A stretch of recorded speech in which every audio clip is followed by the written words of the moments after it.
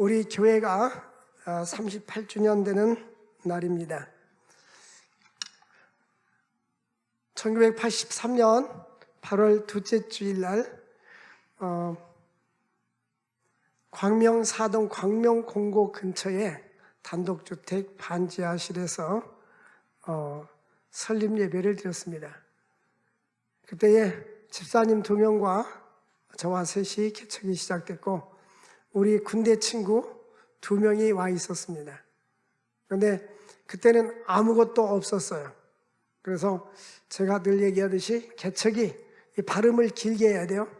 이 발음을 길게 하는 개척은 뭐냐면 아무것도 없이 성구도 없고 피아노도 없고 강대상도 없고 아무것도 없이 이제 베니다를 사다가 제가 짜가지고 강대상을 만들었어요. 그리고 뭐 반지하실이니까 육성으로 다 해도 들리니까 방석도 없는데 우리 친구 전사님이 방석 사라고 돈 10만 원 줘가지고 방석을 사달라고 앉아서 예배를 드렸어요.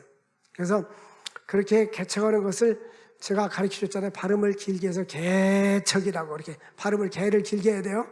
그리고 이게 다 강대상이고 다 갖춰놓은 것을 개척 이렇게 발음을 짧게 해야 됩니다. 그런데 이광선 목사님도 보니까 중간중간에 개척을 많이 한 것 같아요. 여기서 하우스에서도 예배 드리고 고생을 많이 한 것 같아요.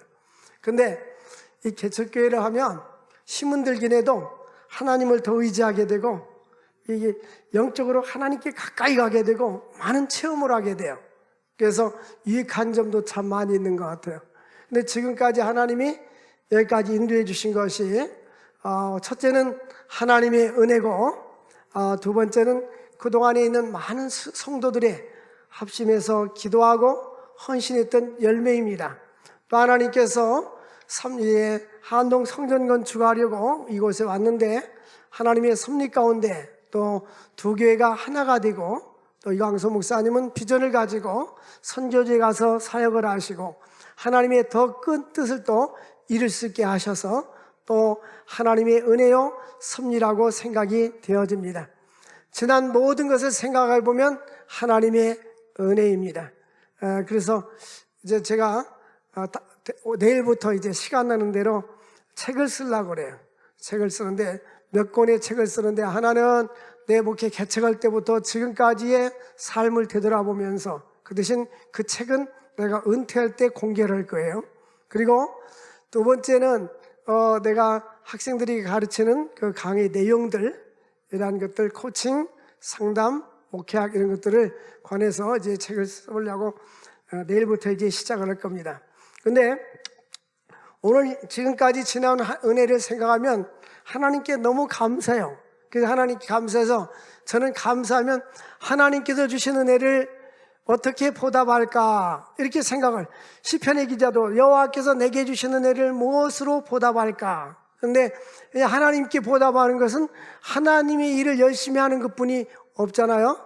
그래서 하나님이 이렇게 우리에게 은혜를 주셔서 감사를 드리고 이제 금년에 대해서 우리는 선교지향적인 교회니까 먼저 일본으로 캄보디아에 그 선교센터 짓는 곳에 후원금을 보냈고 지난 주중에 또 이제는 그 미얀마에 우리가 산소 만드는 그 기계를 또 이렇게 구입하도록 또 협력해서 또 보냈고 이번에는 또 바누아투.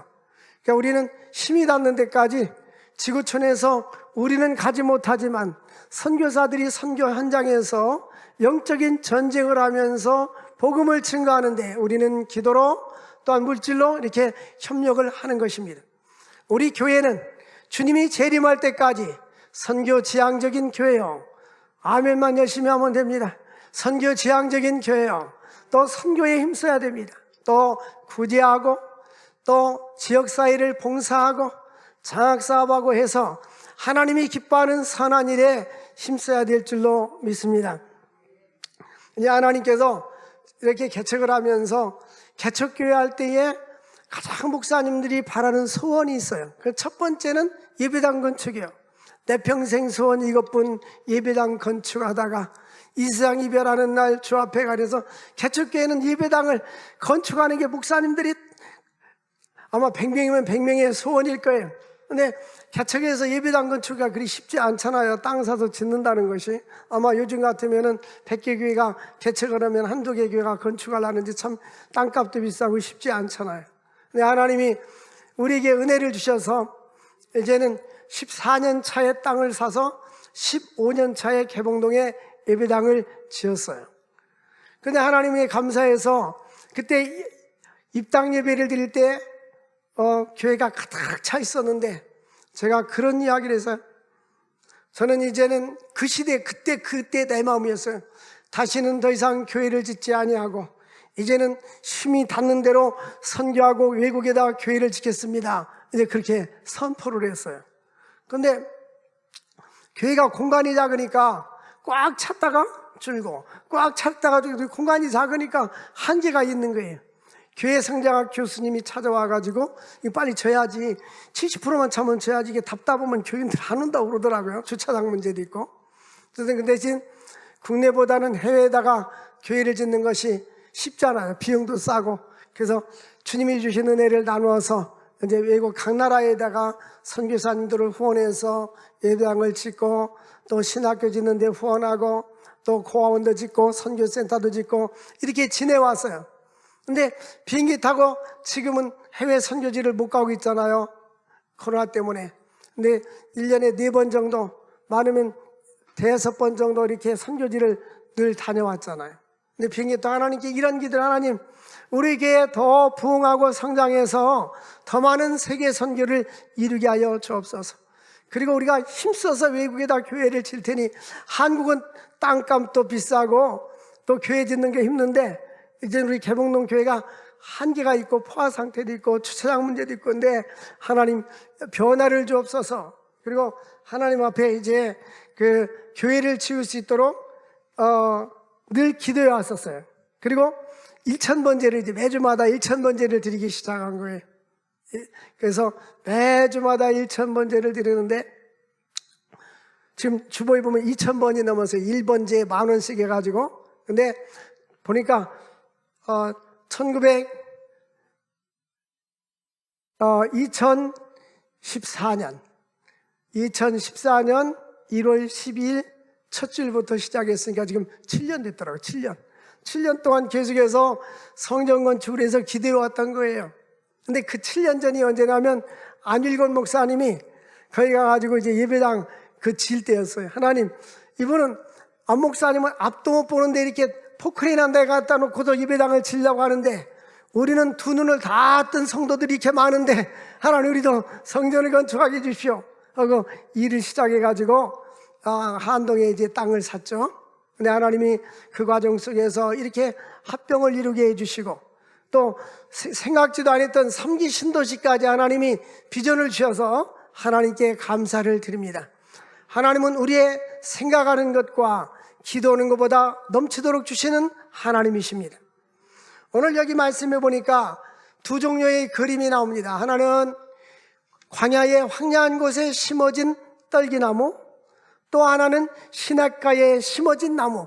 이 두 종류의 나무를 말하면서 이것은 비유로 말하고 있어요. 첫 번째는 여호와 하나님을 떠난 사람은 좋은 일을 보지 못하는 떨기나무와 같다 하는 것입니다. 예레미야의 저자인 예레미야서의 저자인 예레미야는 예루살렘으로부터 5km 떨어진 아나돗이라는 지역에서 제사장의 hil기야의 아들로 태어났습니다. 그러니까 아버지가 hil기야 제사장이니까 예레미야도 아버지를 이어서 구약시대 때는 대를 이어서 제사장을 했어요. 그래서 이 예레미야는 선지자이면서 제사장이다, 이렇게 생각하면 됩니다. 근데 예레미야가 태어날 때는 그 므낫세라는 사악한 왕이 통치할 때였습니다. 므낫세 왕은 선지자들을 죽이고 반기독교적이고 또 우상을 만들고 산당을 만들고 또 선지자들을 갖다가 박해했었습니다. 그런데 하나님께서는 이제 예레미야가 성장해서 하나님께 부름을 받을 때는 20살쯤 되었습니다. 20세의 젊은 나이에 선지자로 부름을 받습니다. 근데 그 당시에 왕은 요시야 왕이었고, 요시야 왕은 선한 왕이었습니다. 요시야 왕은 므낫세가 만들었던 산당을 회파하고 우상을 회파하고 하나님을 잘 경외하도록 종교개혁을 일으켰어요. 보면 하나님께 쓰임받은 사람들 보면 젊었을 때에, 청소년 때에, 아니면 20대 청년기에 하나님께 부름받은 사람들이 많습니다. 결코 20대는 젊은 나이가 아닙니다. 어린 나이가 아니에요. 이들은 꿈이 있고 비전이 없고, 유명한 장로교의 시조였던 존 칼빈은 27살 때에 불후의 명작인 기독교 강요를 썼습니다. 그러므로 이 젊었을 때일수록 하나님께 기도하고 꿈을 가지고 비전을 가지고 하나님을 향하여 달려나가야 합니다. 하나님, 나를 써주십시오. 나의 인생이 가치있게 하나님께 쓰임받게 하여 주옵소서 하는 이런 기도를 드려야 될 줄로 믿습니다. 오늘 여기 말씀해 보니까 하나님께서 이 예레미야 선지자에게 말씀을 주셨어요. 예레미야는 어느 시대에 살고 있으냐면 바벨론으로 포로 잡혀가기 직전에 이제는 나라가 망할 것입니다. 회개하십시오. 범죄하면 안 됩니다라고 외쳤어요. 결국은 나라가 망하는 것까지 예레미야는 경험합니다. 이제는 바벨론 사람들이, 군인들이 쳐들어와 가지고 군화발질로 차고 밟고 또 성을 회파하고 불살르고 예루살렘 성전을 불살라버리고 그 속에 있는 성전의 기물들을 다 빼앗아가 버립니다. 왕은 양쪽 눈이 다 빠져가지고 앞을 보지 못하고 포승줄에 끌려가게 됩니다.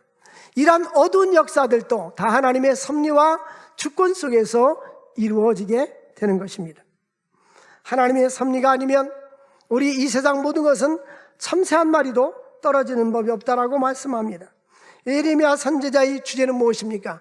윤리와 종교적으로 타락한 구약의 선민들은 하나님의 심판이 있을 것이다.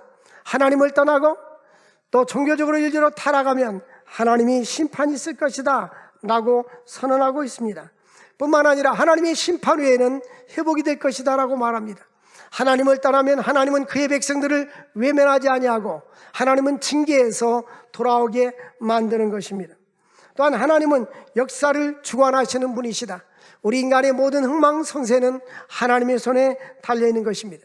개인의 성공과 실패도 하나님의 손에 달려있는 것입니다.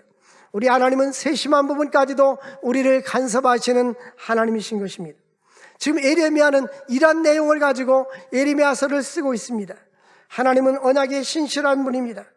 그러므로 어떠한 세력도 하나님을 신실하게 섬기는 하나님의 백성들은 반드시 언약을 지켜주시고 어떠한 악의 세력에서도 아버지 이길 수 있도록 하나님이 힘을 주십니다. 하나님, 사람은 약속하면 지키지 않지만 하나님은 약속하면 반드시 지키는 언약에 신실하신 하나님, 그리고 영원하신 하나님 나라, 세상 나라는 명한다 할지라도 하나님의 나라는 영원하다는 것을 보여주고 있는 것입니다. 이 세상 지구에 돌아가는 일들을 보면 불의가 많고 독재가 많고 또 나라의 지도자들이 잘못 서 있어가지고 저 사회주의 국가나 공산주의 국가들은 많은 사람들이 자유를 박탈당한 채에 고통과 고난 속에서 신음하고 있습니다.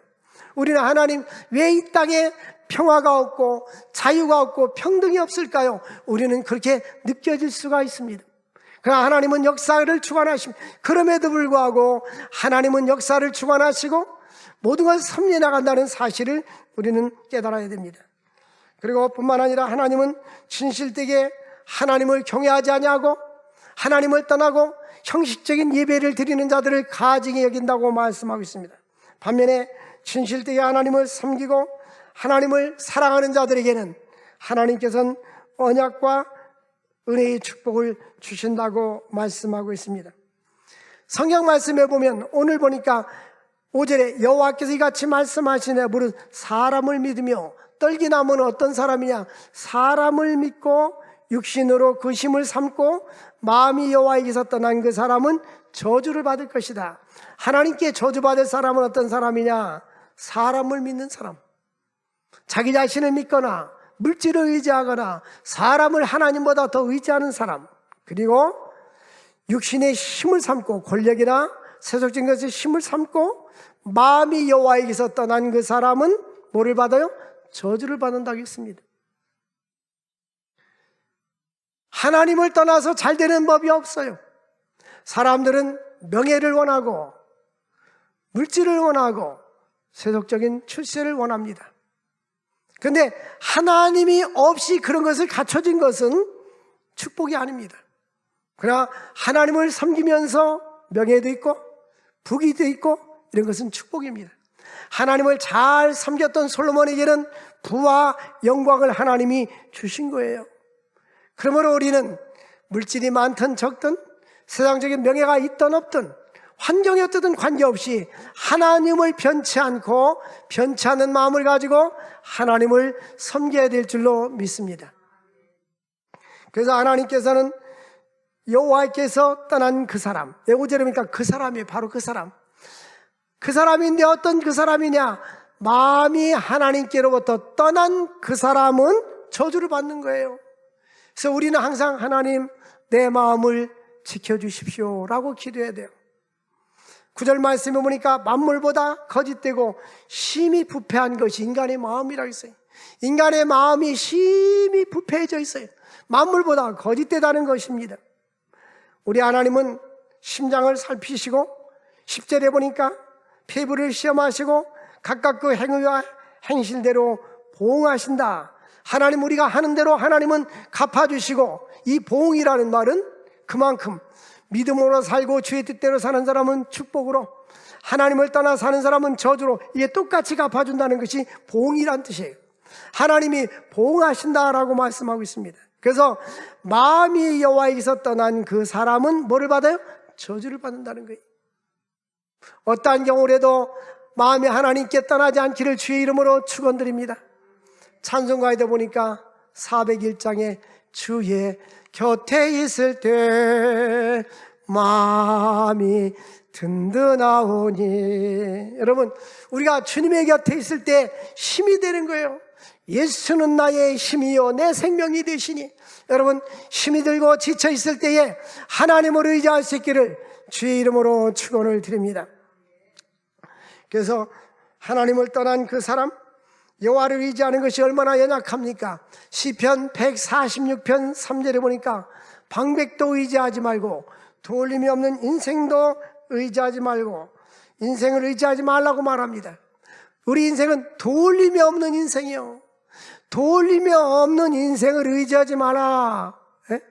제가 신학대학원에 입학했는데 설교학 시간에 그 교수님이 첫 번째 성경 구절을 시편 146편 3절, 4절, 5절을 말씀하더라고요. 도울림이 없는 인생을 의지하지 마라. 왜냐하면 인생은 그 생명의 호흡에 달려 있는데, 생명의 호흡에서 떠나버리면 그 당일에 계획하는 것이 다 허무하게 돌아간다는 거예요. 그러므로 시편 146편 4절에 보니까 그 호흡이 끊어지면 흙으로 돌아간다. 호흡이 끊어지면 흙으로 돌아가서 그날에 그의 생각과 그의 계획이 소멸하게 되는 것입니다. 죽음과 함께 우리 인생은 아무것도 아닌 거예요. 코로나 바이러스로 인해서 지구촌에 있는 사람들이, 많은 사람들이 죽어가고 있습니다. 이 죽음이 멀리 있는 것 같지만 때로는 가까이 와 있기도 합니다. 우리 인생은 코의 호흡에 달려 있는 거예요. 그래서 우리 인생은 야곱의 하나님으로 자기 도움을 삼는 자가 복이 있습니다. 마음이 여호와에게서 떠난 그 사람은 어떻게 됩니까? 결론이 6절에 보니까 사막의 떨기나무 같아서, 이 사막은 물도 없고 건조한 곳입니다. 뱀과 전갈이 있는 곳이고 황량한 곳입니다. 오늘 우리는 영적인 사막 가운데 사는 사람들이 있어요. 하나님을 떠나 사는 사람들은 영적으로 공고합니다. 세상에 많은 것을 가지고 있어도 마음이 평안함이 없는 거예요.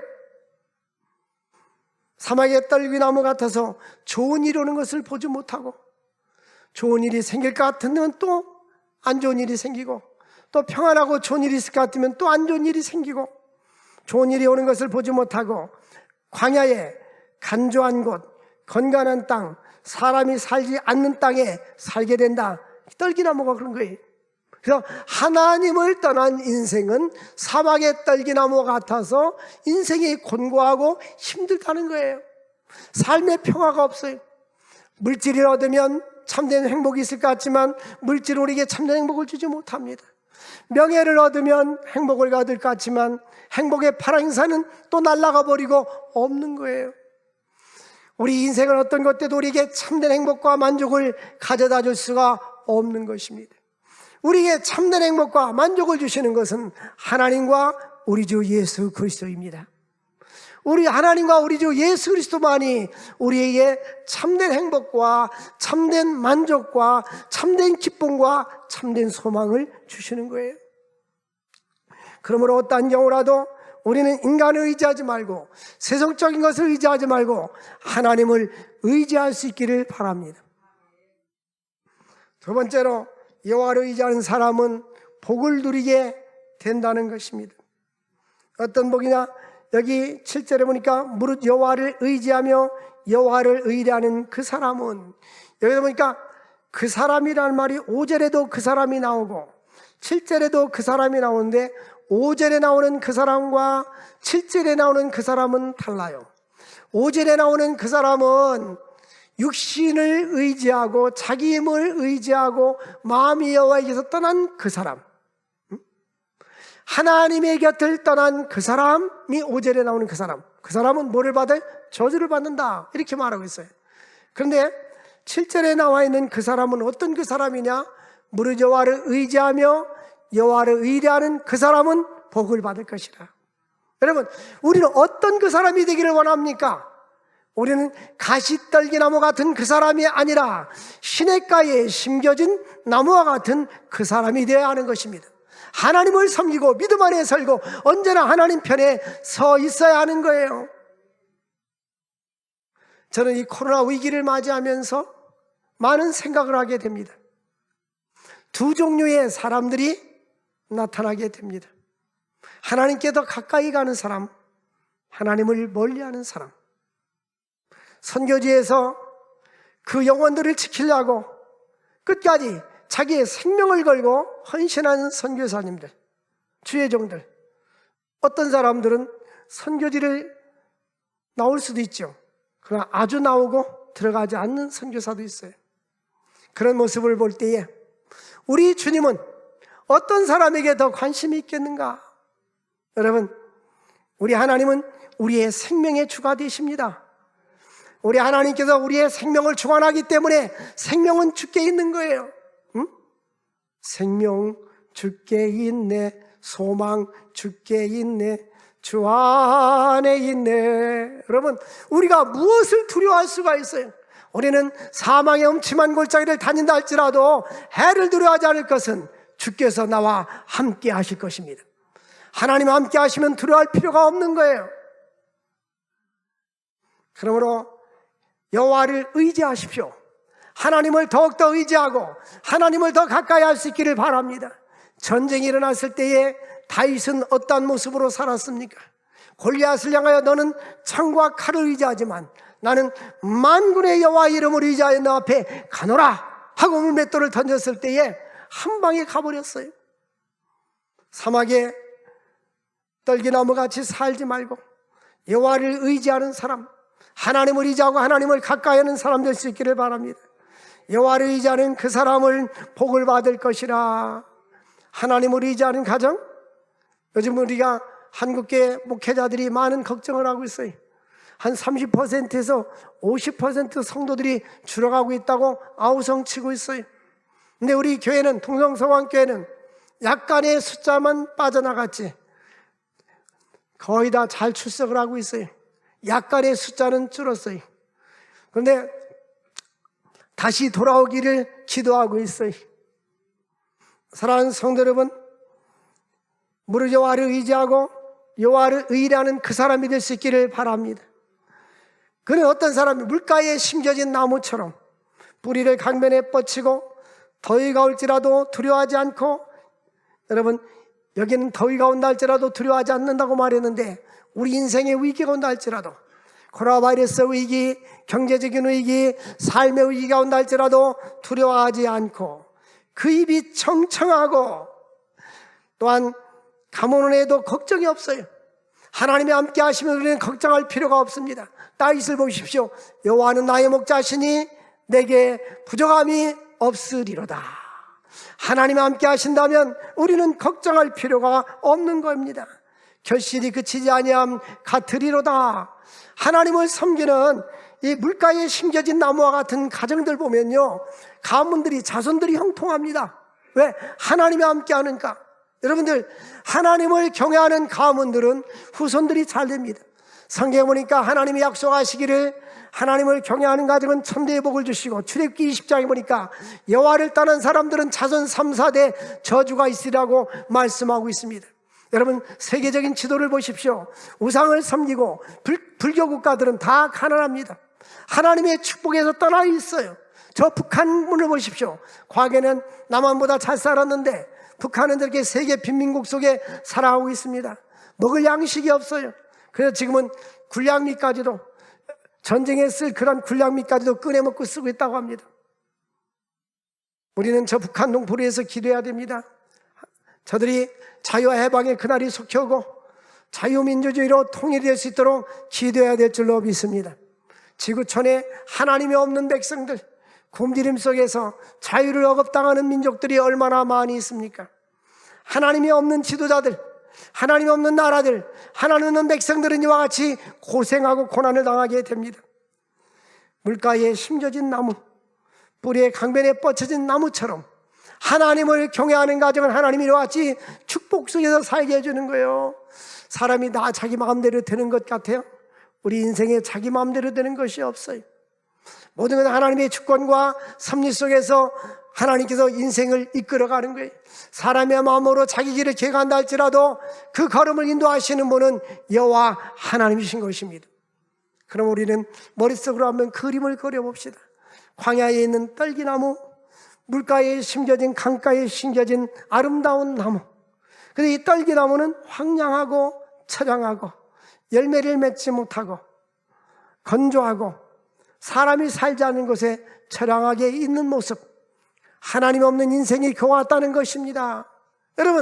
여러분이 자녀나 부모나 형제나 주변 친척들, 하나님이 없는 사람들은 겉으로 보기에는 그들이 행복한 것 같지만 진정으로 행복하지 않습니다. 그 영혼이 곤고합니다. 가련합니다. 인생에 비전이 없고 소망이 없습니다. 그러나 하나님을 경외하는 자들에게는 마음에 평안이 있고 자유함이 있습니다. 요한복음 8장 32절에 진리를 알지니 진리가 너희를 자유케 하리라. 예수 안에 나오면 구원을 받고 참된 자유함이 있는 거예요. 그러므로 우리는 예수 안에서 참된 평안을 누리고 하나님 우리에서 살고, 또 하나님이 주신, 교회에게 주신 사명이 뭡니까? 영혼을 구원하는 거예요. 교회의 사명은 사마리아와 땅끝까지로 복음을 전가하고 세계에 복음을 전가하고 선교하고 하나님이 기뻐하는 일에, 영혼을 살리는 일에 하나님께서 교회에게 위탁하셨어요. 우리 동성서원교회는 더욱더 세계 선교에 힘쓰고 선한 사업에 부하고 하나님의 거룩한 일에 힘써야 될 줄로 믿습니다. 지금 이 코로나 바이러스로 인해서 국내 개척교회도 힘든 데가 많아요. 그리고 해외 선교지도 힘든 데가 많아요. 그러니까 선교사들이 계속해서 이메일로, 카톡으로 어려움을 호소하고 있고, 국내 개척교회도 어려운 교회들이 더 많아서 도움을 요청하고 있어요. 그래서 우리는 코로나 이전보다도 지금 코로나가 시대가 되었는데도 선교지를 계속 확장하고 있습니다. 왜냐하면 우리는 하나님이 우리에게 주신 사명이 이것이기 때문에 우리는 성전 건축보다도 더 우선히 영혼을 살리고 해외에 선교하고 국내에 복음 전도하는 것이, 사람을 살리고 영혼을 구원하는 것이 첫 번째입니다. 사랑하는 성도 여러분들, 우리는 떨기나무 같은 곳에, 황량한 곳에 있는 자가 아니라 시냇가에 심은 나무처럼 하나님을 의지하고 믿음으로 살고 어떤 고난과 환난이 닥쳐온다 할지라도 하나님 편에 서 있을 수 있기를 주의 이름으로 축원을 드립니다. 우리는 나의 힘이 되신 여호와여 내가 주님을 사랑합니다 하고 시편 18편 1절에 고백한 것처럼 우리는 어떤 경우에도 나의 힘이 되신 여호와여 내가 주님을 사랑합니다, 내가 주님을 사랑합니다 라고 고백하고 주님의 사랑을 실천하고 하나님을 사랑하고 이웃을 사랑하고 복음을 증거하고 땅끝까지 복음을 증거하는 사명을 감당하는 하나님의 권속들 될 수 있기를 주의 이름으로 축원을 드립니다. 하나님 아버지 감사합니다. 오늘 생명의 말씀을 주신 주님, 떨기나무가 되는 것이 아니라 물가에 심겨진 나무처럼 여호와를 의지하고 하나님을 더욱더 의뢰하며 살아가는 하나님의 권속이 되게 하여 주옵소서. 예수님의 이름으로 기도합나이다. 아멘.